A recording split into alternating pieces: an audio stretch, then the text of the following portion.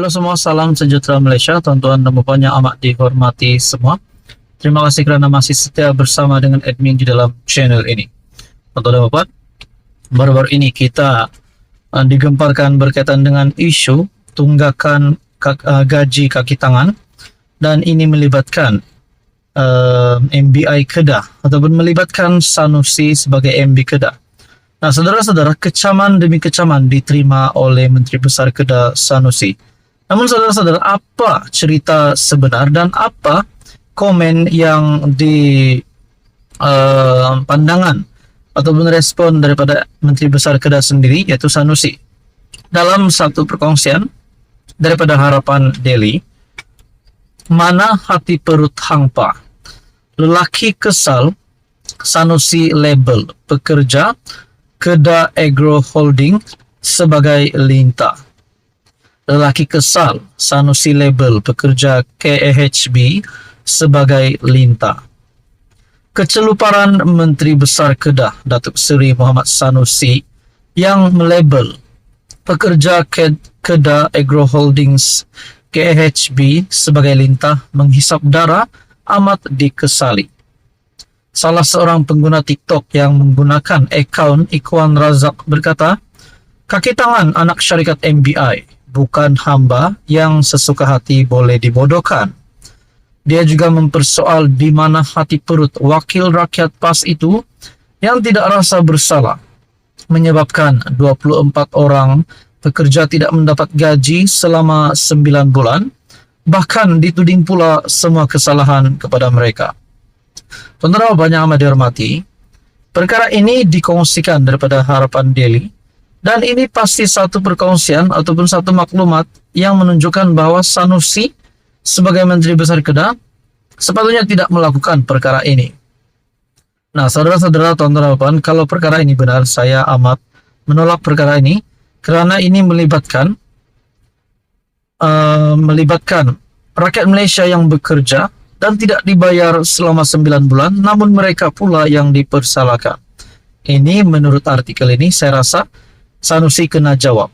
Nah, kita teruskan di dalam artikel ini. Yang aku tak faham ni, mana hati perut hangpa.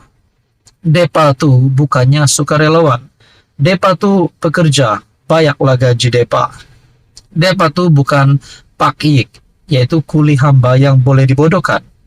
Boleh buat macam kuli, depa tu tuntut gaji saja. Lepas tu hang nak salahkan depa buat kerja tak bagus. Lintahlah hang kata.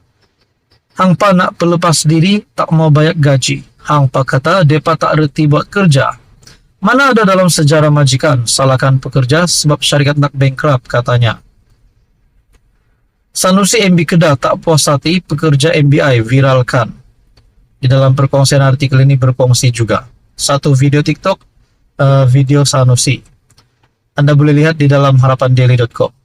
Sejak semalam tular video ucapan Sanusi yang dikongsi banyak kali berkenaan kaki tangan KAHB yang dilabel sebagai lintah.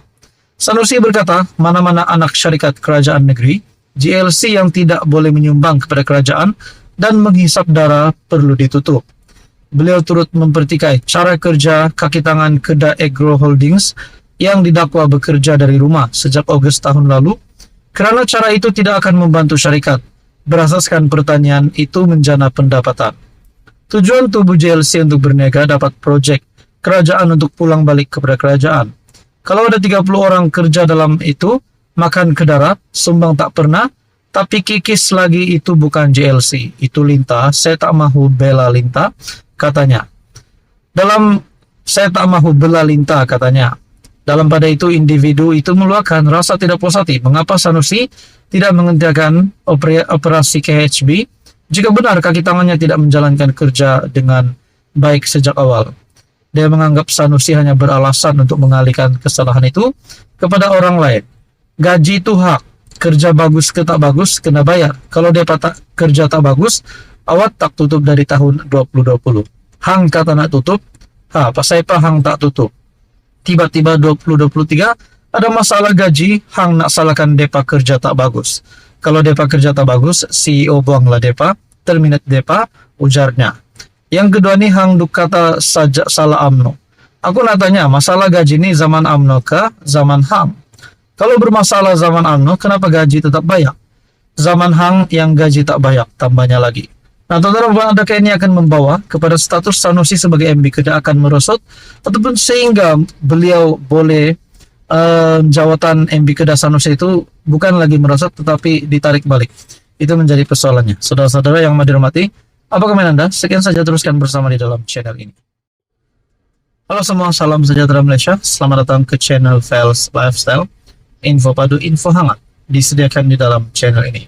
Kepada Anda yang baru di dalam channel ini, selamat bergabung. Admin ucapkan, Anda akan mendapatkan info politik di Malaysia, isu-isu hangat yang terkini. Saudara-saudara, berkaitan dengan isu stalking kalimah Allah.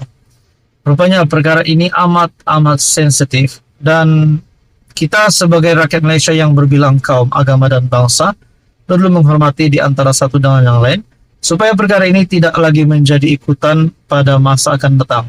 Namun saudara-saudara, kita juga mendengar ada pemimpin politik yang mempertahankan, yang memperjuangkan berkaitan dengan isu ini.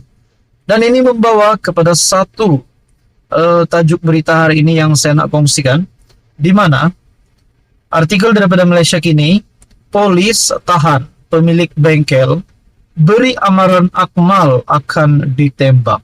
Mungkin kita boleh kata ini adalah satu ugutan untuk meragut nyawa Akmal.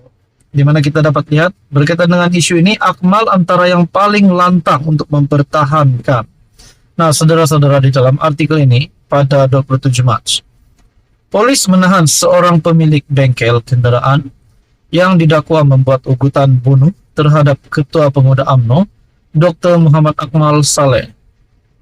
Ketua Polis Daerah Melaka Tengah, Assistant Commissioner Christopher Patit, berkata, suspek berusia 68 tahun ditahan di kawasan Kandang pada Selasa selepas pihaknya menerima satu laporan polis yang dibuat terhadapnya.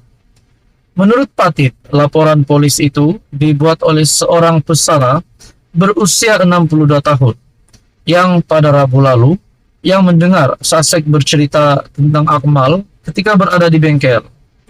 Pesara tersebut mendakwa suspek memberitahunya Ketua Pemuda UMNO itu keterlaluan dalam isu kekemat dan akan ditembak mati suatu hari nanti.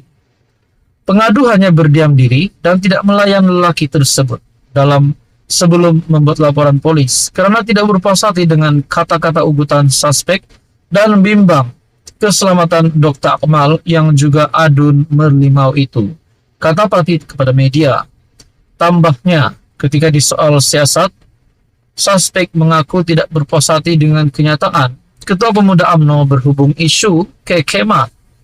Bagaimanapun, lelaki berusia 68 tahun itu yang mengalami masalah kesehatan dibebaskan dengan jaminan polis. Kes disiasat mengikut Section 506 Kanun Keseksaan kerana ugutan jenayah, yang boleh dihukum penjara sehingga 7 tahun, denda atau kedua-duanya sekali. Tidak jelas sama ada kes ini ada kaitan dengan ugutan bunuh yang didakwa Akmal dimaklumkan kepadanya semalam. Apa komen Anda? Sekian saja, teruskan bersama di dalam channel ini untuk info yang seterusnya.